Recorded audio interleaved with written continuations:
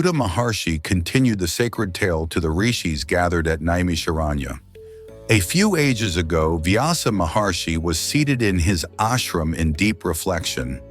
As he looked at two myna birds fluttering affectionately around each other, a longing stirred in his heart. "I wish I too had a son," he thought. This thought deepened into a question. "Whom shall I pray to? Who will bless me with a son? Should I worship Shiva, Vishnu, Ganesha, or perhaps Shanmukha Swami?" Just then, as though the heavens had heard his thoughts, Devarshi Narada appeared at the ashram. Reading Vyasa's mind, he smiled knowingly. "O Munindra," he said, "this very question once arose in the heart of our father, Brahma. Let me tell you what happened." Narada began recounting the tale. One day, Brahma wanted to have darshan of his father, Narayana. He descended from the lotus that had sprouted from Vishnu's navel and offered his salutations. But Vishnu didn't respond. He was immersed in deep meditation, eyes closed, still as the ocean's depth. After some time, Vishnu opened his eyes. Brahma, curious, asked, "O Lord, I always thought you were the ruler of everything, the cause, the doer, the sustainer, and the ender. If so, whom are you meditating upon?" Sri Hari smiled gently. "O Brahma," he said, "you've asked a profound question.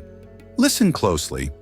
The world believes that you, I, and Shiva are the Trimurtis, creator, preserver, and destroyer.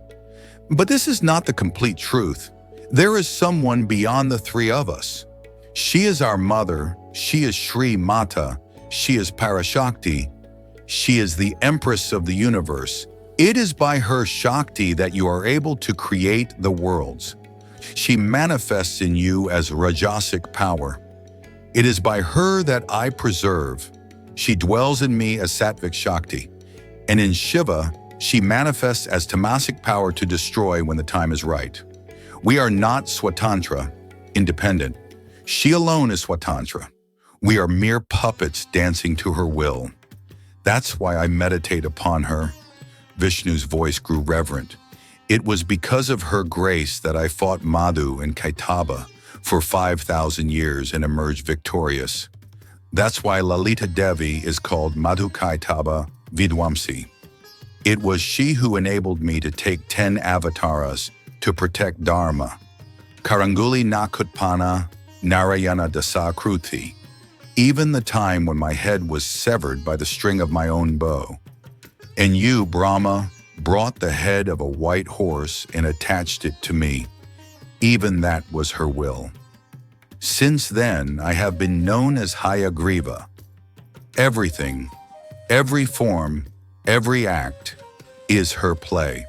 Narada looked at Vyasa. "This is what I heard from Brahma himself. So, O Vyasa, if you desire a son, go to Meru mountain and pray to that supreme Devi. She shall bless you." Vyasa bowed to Narada, grateful, and immediately set off to Mount Meru to begin his penance. At this point, Shaunaka Rishi, listening intently, raised his hand and asked, "O Suta Maharshi, you spoke of Vishnu losing his head and of Brahma attaching a horse's head? Please tell us that story in detail." Suta Maharshi smiled. "Ah, that is the most sacred story of Sri Hayagreeva. Listen carefully, for this tale holds the key to Devi's highest knowledge. Long ago, there lived a powerful Ashura named Hayagreeva. Through intense penance, he pleased Devi and asked for a strange boon, that he could only be killed by someone who shared his exact name. Devi granted him the boon. Believing himself invincible, the demon Hayagreeva began unleashing terror across the three worlds. He stole the sacred Vedas, disturbed the penance of sages, and laughed at the gods, convinced that none could match his name, let alone defeat him. At the same time, far away, Vishnu had been engaged in a war with another powerful demon for 10,000 years. After the battle, exhausted and weary, he returned to Vaikuntha and rested upon his divine bow, entering a deep yoga nidra. A great cosmic dilemma arose, and Brahma and Shiva rushed to seek Vishnu's guidance. No matter when they did, he wouldn't wake. Then Brahma had an idea. He let a small insect crawl onto the bowstring, hoping its movements would vibrate the bow and wake Vishnu. But fate had other plans. The bow snapped, and the string, sharp as lightning, sliced off Vishnu's head. The god stood stunned. The protector of the universe lay headless. The worlds trembled. In great distress, Brahma performed intense prayers to Adi Parashakti. The goddess appeared, calm and radiant, and said, "Do not fear. This too is my will. The demon Hayagreeva can only be slain by someone bearing his name. Let Vishnu rise again as Hayagreeva and fulfill his purpose."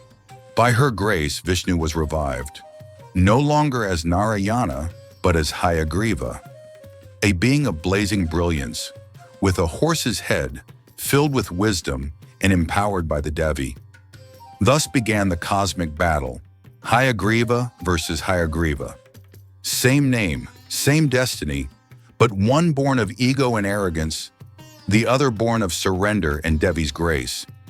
After years of fierce combat, the divine Hayagreeva slew the demon. The boon was fulfilled in the most divine way.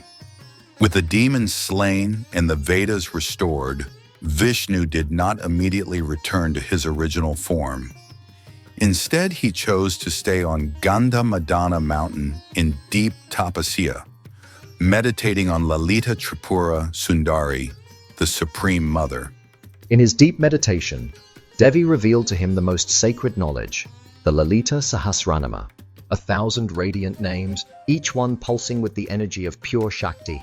Hayagreeva, overflowing with devotion, passed this divine knowledge to the great sage Agastya. And Agastya, humbled by the grace he had received, preserved the Sahasranama with utmost secrecy and with deepest reverence. And from Agastya, that sacred hymn came to us, through me, Suta Maharshi, as I now recount it to you, O noble Rishis, gathered in this holy forest of Naimisharanya. This is the divine lineage. Devi Hayagreeva Agastya Suta Maharshi you. These names are not mere sounds. They are living vibrations of the goddess herself. One who chants them with bhakti shall be freed from ignorance, from ego, and from fear. They shall rise, just as Vishnu did, transformed by surrender, crowned by wisdom, and carried by the grace of the Mother. And so, this is the story of Sri Hayagreeva, the one who lost his head, only to discover the highest truth. And this is how the Lalita Sahasranama came to bless the worlds.